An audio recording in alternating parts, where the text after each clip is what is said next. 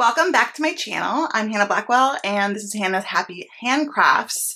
And today I'm going to be showing you how to make this, sorry for the lighting here. Okay, I'm going to show you how to make this peace pouch. So I make these in different styles based on different intentions. I'm a very spiritual person, but they're just basically for your intentions, for different moods or attributes or motivations that you really want to concentrate on in general that day, month, year, etc. And they all have different ones. Like this one, for example, is called Calm and Collected. I use light blues and white beads, and I actually put dried herbs in these. So they are filled with merino wool and herbs, dried herbs. And this one has chamomile and lavender in it. This one right here is filled with lavender and lemon balm, and this is Inner Peace. And I used more like blues and purples. And so I've also just recently gifted one to my mom that was for joy. And I think I'm going to kind of recreate that one. And that was using kind of these like, I don't know what you call it. It's like maybe like salmon-y colored, and then some pinks and some yellow, like yellower beads. And so yeah, I really like these a lot. They can be put onto keychain rings and put onto your key ring. They can be kept in your purse. They can be kept, you know, by your bed. They can be hung somewhere as an ornament. There's so many ways you can use these, and they're just lovely. I put a spiral on here, and that's representative of a few different things, but I really like it in terms especially of if you're using it for meditation, for example. So yeah, I do an embroidered stem stitch in a spiral, and then I bead it. So I'm going to show you how to make these. These are made out of felt. I use merino wool felt. I just like the quality. It's high quality, and it will last, and it feels nice to the touch. And hanky panky, my dog came in to visit. So yeah, I think I'm going to go ahead and just show you how to make this. Now, I'm not going to cut out because I do already have these cut out, but these are about, let me pull out my ruler, 2.5 in diameter, 2.5 inches, or let's see, what is 2.5 inches in centimeters? Let's see how many centimeters. So that looks like to be about just over 6.5 centimeters in diameter. And so once it's done, it should be about just over 2, maybe 2.25, because it gets stuffed. So 2.25 inches. I just use jar lids, ring molds, anything you have, you can use to just basically take a piece of felt. So this is the felt that I use, and you just put it on, like put your jar lid on, trace it, and then cut it out. Very simple, very basic. So yeah, let's go ahead and get started. I'm going to show you how I make these. Now I am not at all, I am not at all a, I don't know, expert sewer. At least I don't consider myself to be one. But I try. I'm going to be using this embroidery thread here. And I like to bring it down so when you pull embroidery thread apart, oh, where'd it go? No, doing this on camera is fun. Okay, let's see, I'll figure it out. So when you take embroidery thread, and it kind of has multiple pieces going on here. It's 6 usually, but I've already pulled 2 off. So I'm trying to get 2. I want 2 strands. So I'm going to just take one right here while I hold the rest, and I'm going to pull it off, and it actually will come out, usually, apparently not this time around, fairly easily. And then I'm going to take one more strand so I can get my 2 strands, pull it, Once again, that's just not having a fun time for some reason. That's what happens when you don't start with a fresh strand. You start with one that's been sitting on your side table in the living room for a week. You never know. We are not the most organized here at Happy Handcrafts. Hannah's Happy Handcrafts. But we do have a lot of fun, and that's what counts. So I'm over here just trying to detangle thread. I hope you're enjoying yourself. I hope you guys are having a great week. Whatever day of the week it is. I am taking, I actually don't know what size this is. It's the size I like for embroidery. Let me see if I can figure out what size this is for you guys. Tapestry. And I think this is a size 20. No, because that's got to be bigger. Because these are size 24. I like these too. This one's a little bit bigger. Some kind of tapestry needle, whatever size you feel comfortable with. Let's go with that. We're sewing through felt, wool felt. So it should be relatively simple. And I like to just run my hands along here. Sometimes I'll even take beeswax. Okay, sorry about that. So let's see here.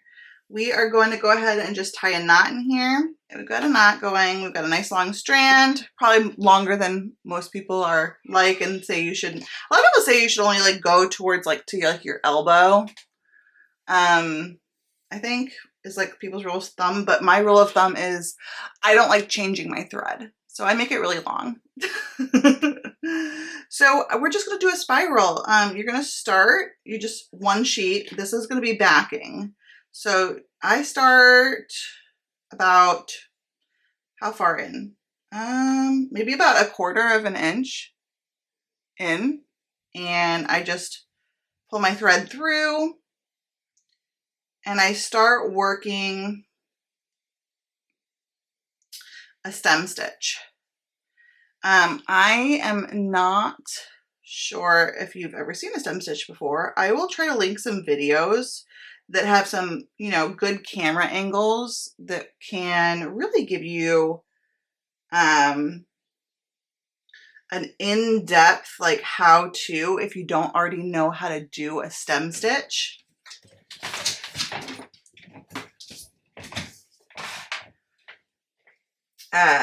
But yeah, we're just gonna do this stem stitch all the way around. And I feel like I especially really like to, like when I'm making these, think about the intention, right? Think about the intention of this charm, of this trinket. We've already used colors that are really indicative of joy, but also thinking of joyful memories, you know. If you're making one for peace, maybe thinking of some peaceful memories, or thinking of a peaceful place or somewhere you go in your mind, maybe when you're trying to calm yourself down. I know for a lot of people it's, you know, maybe ocean waves at a beach for peace. Whatever it might be for you, I think that is, I think there's a lot more to intention and a lot more to sharing, sharing intentions and sharing, I don't know what the word I'm trying to say, like share your feelings and impart them on other people. So I'm thinking about joyful times. My husband and my kids and I went to a festival here recently, a few weeks ago, and had just a really nice time. The boys got to ride some rides. My oldest, who will be 7 in September, he got to ride like fair rides, some tall spinning scary ones that I wouldn't go on. And he just had such an amazing time, and he was just like all smiles. And had funnel cake and just a really, really lovely time. And then, I guess it was what, maybe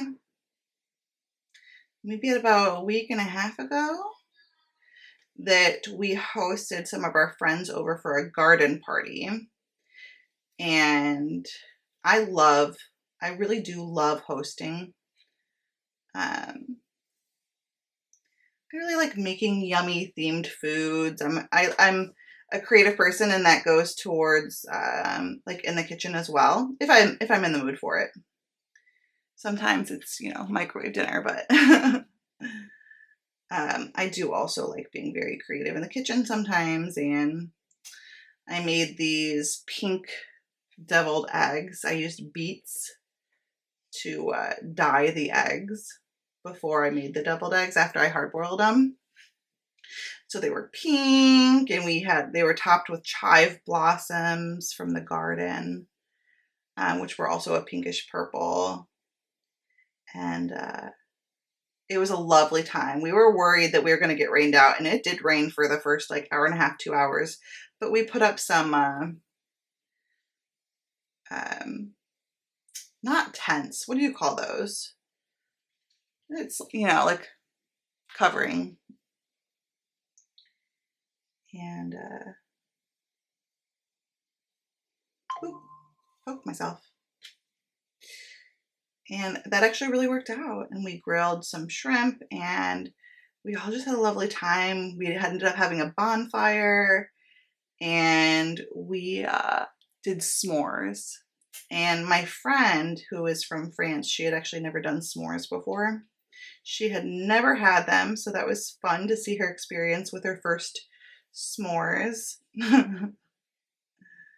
So right here, you'll see I'm coming up. I've started like shortening so I can start going in a second circle around, because this is a spiral. So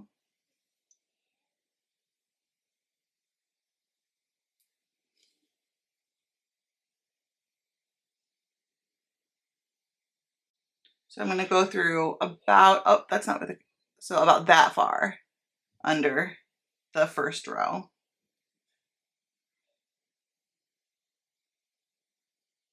If you can see that. Oops.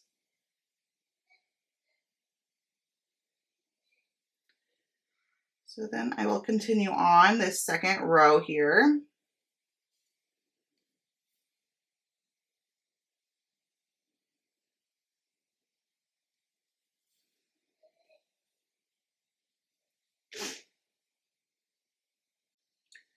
But I hope you like this video. I want to be able to share all of the different types of crafts that I do. A lot of it is paper crafts and journaling and things like that. Card making, lots of junk journal. But I also do all sorts of other things like needle felting, crochet. Trying to think of what else. Beading. I think I told you guys about this recently. I got resin at the hobby store, and I've been playing around with that. Now, I am not anywhere near an expert on that. And in fact, I don't even have like the UV light.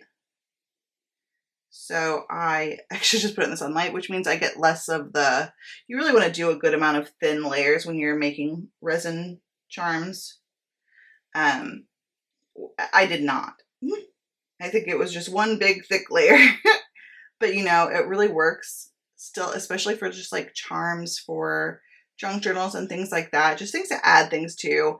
I'm not selling my resin jewelry or anything. Like, these are big beautiful artistic statement pieces or anything like that. That's just not where I'm at. I am not a professional at it.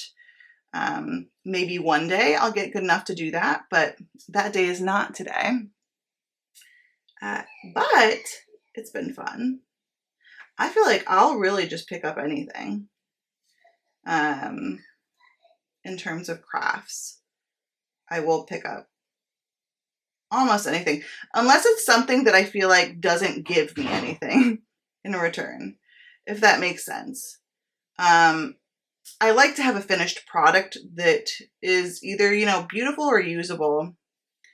So some I feel like kind of are crafts that end up kind of pointless or in the trash can, especially a lot these days.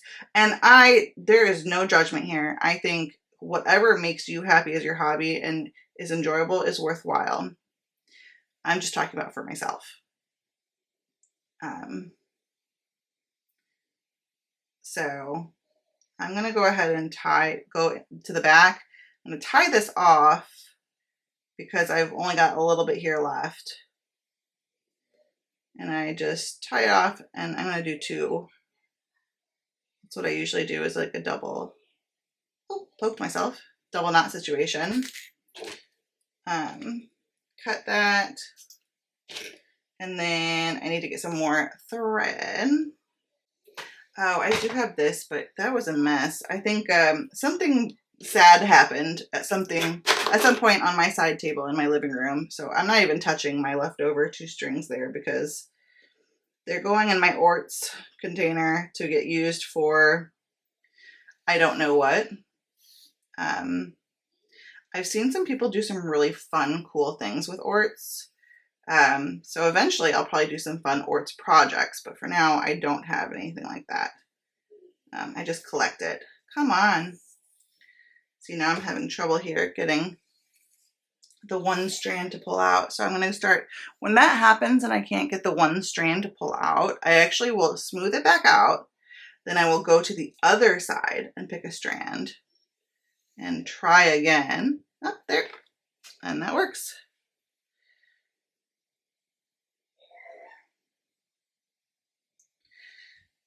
It's always better to try to be, when it comes to thread, I feel like to try to be patient as opposed to like force it.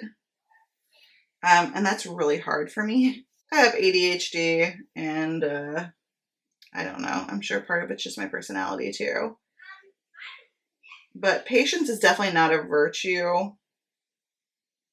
I got excited already and put another knot in here. I don't know how I'm doing this. Okay, I can't. I think part of it too is I'm just getting used to filming on camera. And there's definitely a learning curve to that because when I am doing this, usually I'm not really talking when I'm like threading things, etc.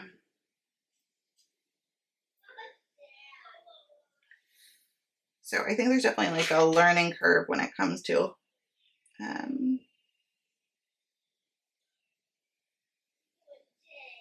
filming while crafting or sewing. Hopefully I get there eventually. I'm out of screen here even too. There we go. So we have our new needle and we can start, and what I do is if you look where we've ended, we're right, that's the last stitch. So I will go up here a little bit forward from it, and then I will continue on the stem stitch.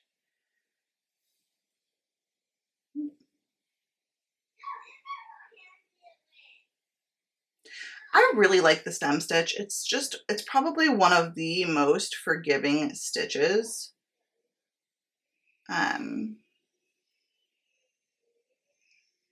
It's perfect for a curved line, obviously, too. And it just makes it look more elegant. I'm off screen here for you guys, sorry. So I'm going to go through here and we'll probably speed this up or do some background music while I finish up this last little bit.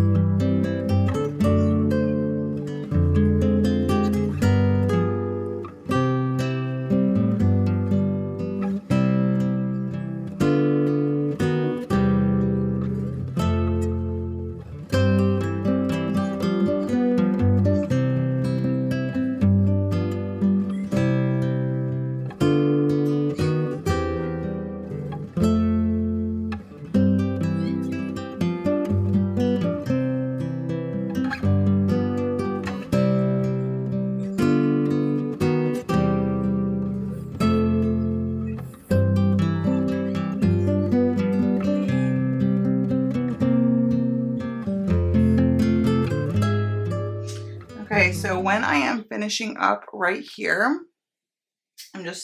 I usually will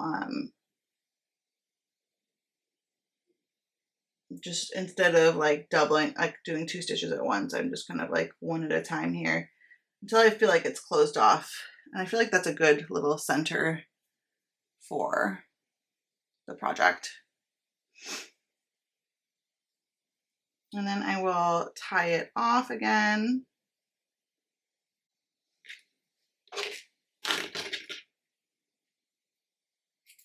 Okay, so we have this. Now we're going to be working on the embroidery aspect of the beads, and then also and then stuffing it and tying it off. So I am thinking that we will be doing this in probably 2 parts, I would imagine. I would think 2 parts. So we'll start in on the embroidery. These are the beads that I have. I think I'm going to be using these golden beads right here. And I have them already in here. Okay.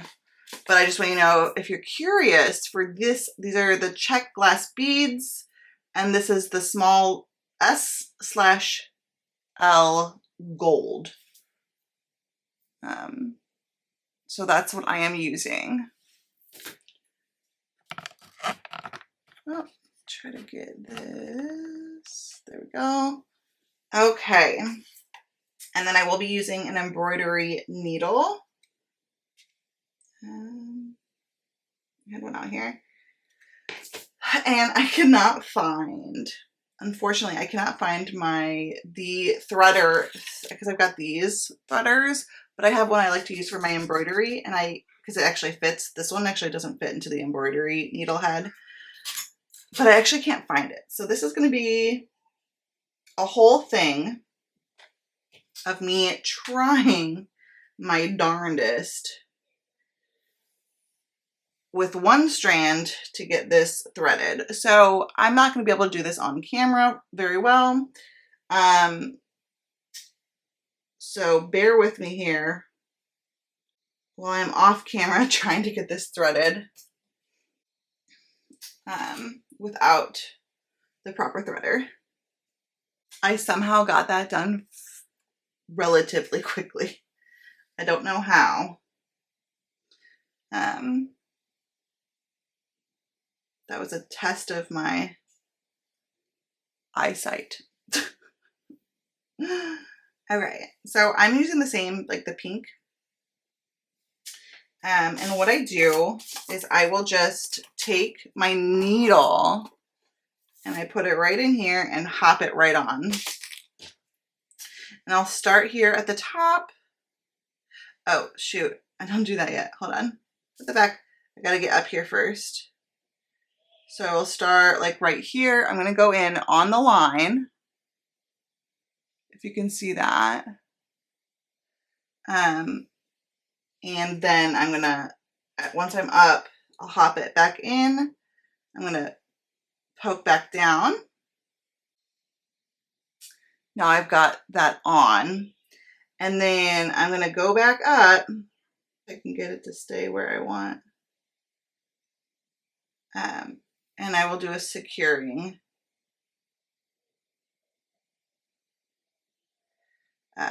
Stitch back down through. And then I've got 2 that are really kind of holding it on pretty well. I try to have them be on separate kind of sides so I can get that flat. It doesn't always work. And then what I like to do is kind of alternate, keeping to where I'm not having to make my back stitch too long, too much space back there, so I'm not wasting thread. So I find going around if I go around, it wastes more thread. So I will actually go hop, hop, hop, hop around. And I find that does, maybe I'm wrong. Maybe that's just like my,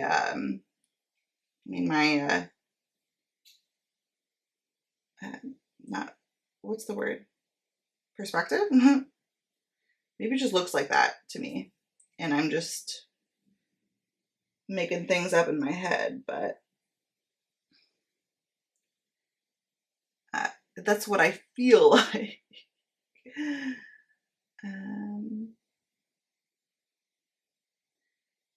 Do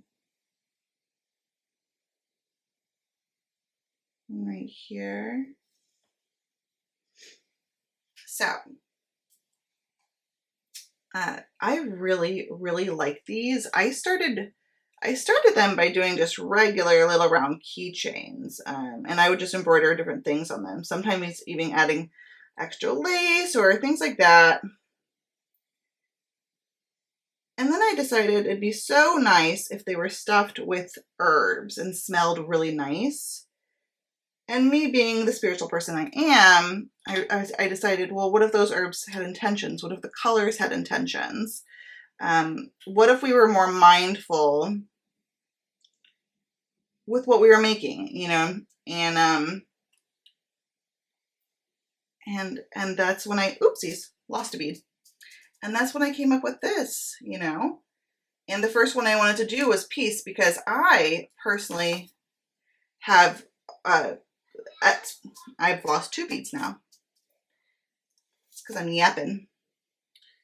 I have, like, at times crippling anxiety. I have intense anxiety. A lot of that stems from my ADHD, I would imagine. Get back down there. Now, I don't take anything for it because I tried all kinds of things. None of them really worked. Not that you guys need my whole health history. But suffice it to say, I do get really bad anxiety, and I do a lot of things for it. Medication, meditation, both meditation and medication, and just a lot of mindfulness, and being aware and allowing myself time for my creativity, being mindful when my creativity is causing me anxiety, because a lot of people don't realize that creativity, I mean, when you have so much energy towards being creative, it can actually stress you out.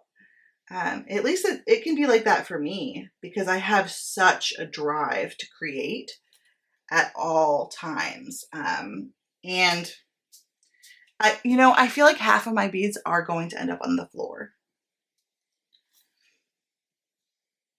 So yeah, I have such a drive to create at all times. I am sure that none of you guys can relate. Just kidding. I'm sure a lot of y'all can relate to this, because I mean, we're crafters here. We have the drive to create. But I'm sure I'm gonna hop on over. Do my center one right here. I always like to do one right here at the point of the center, right in the middle there. So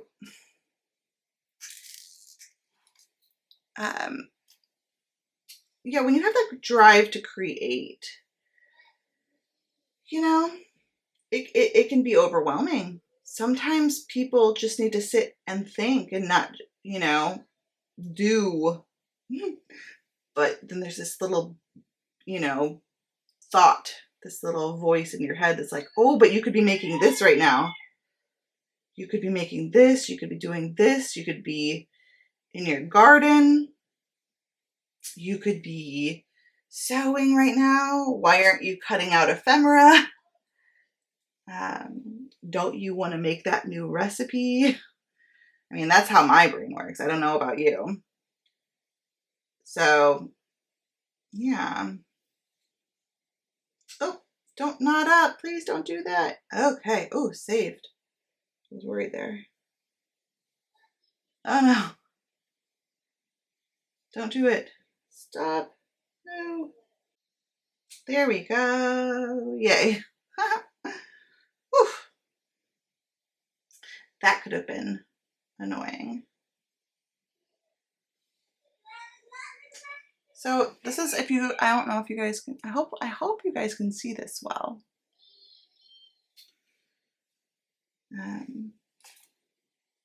So yeah, sometimes you have to remind yourself, you know, slow down. Remember you're in your body. Oh, this little bead is, this bead doesn't, or it's got a small hole.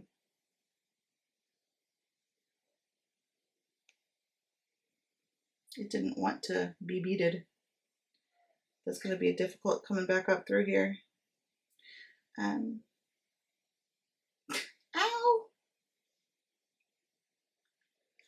Oh, goodness.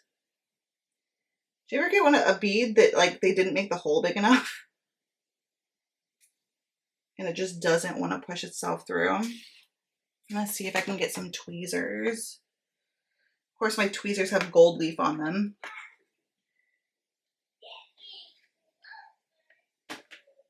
Okay. You know what? What's wrong with a little bit of gold leaf? We got the gold beads, got the gold leaf. We're good. I don't know what I just did. There we go. Okay. Let's see. Let's do this one. This one next. And that can be hard sometimes, to just say no, stop, breathe, sit. For me, sometimes reading can help. I will sit and say, no, I'm going to just read a book. I'm going to let the book tell me the story. The book can be the creative thing. I'm just sitting here enjoying the someone else's creative work, you know? And that helps sometimes. That definitely does. Enjoying someone else's creative work. Almost like a, I don't know, it's like a Band-Aid for me. I don't know if you guys have, you know, if you guys understand what I'm trying to say here. But, oh, I'm not going to make that mistake again. If that bead doesn't want to be beaded, I'm not going to bead it. You know what I'm saying? There's other beads in the basket or in the box. I don't need that bead. If that bead doesn't want me, I don't want it.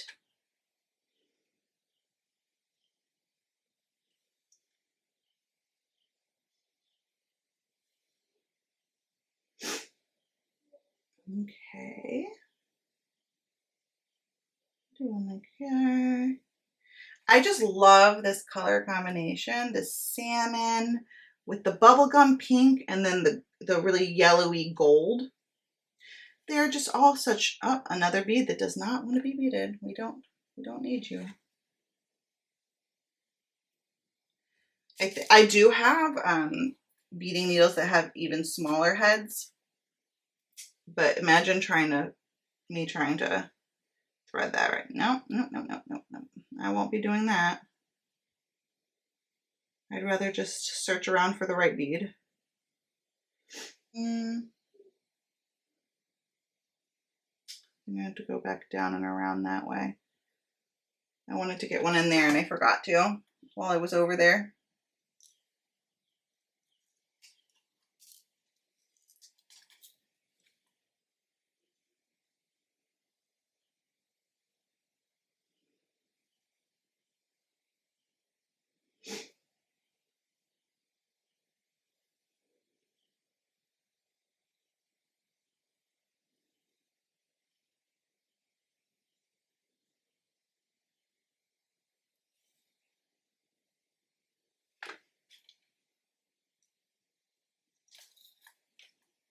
So do you guys have any, tips or tricks for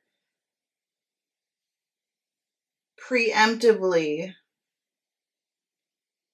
calming down your creativity when you're feeling too creative? I know a lot of people talk about like how to get out of a creative rut, right? Which is another thing too. Like I definitely have been there before as well. I think there's both.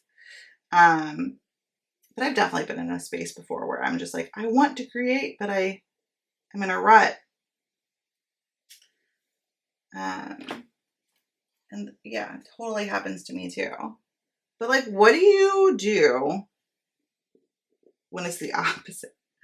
Like, what do you do when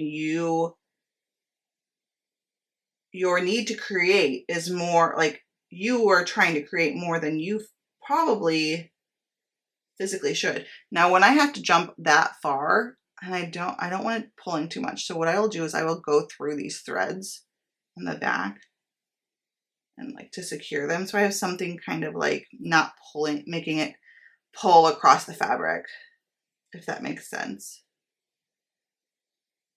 And I think I'll pop it in right there. I think that's it. I think that's gonna be the last bead. Last bead. Now, when you're doing these, I mean, you could do clusters of beads. I've done that before too.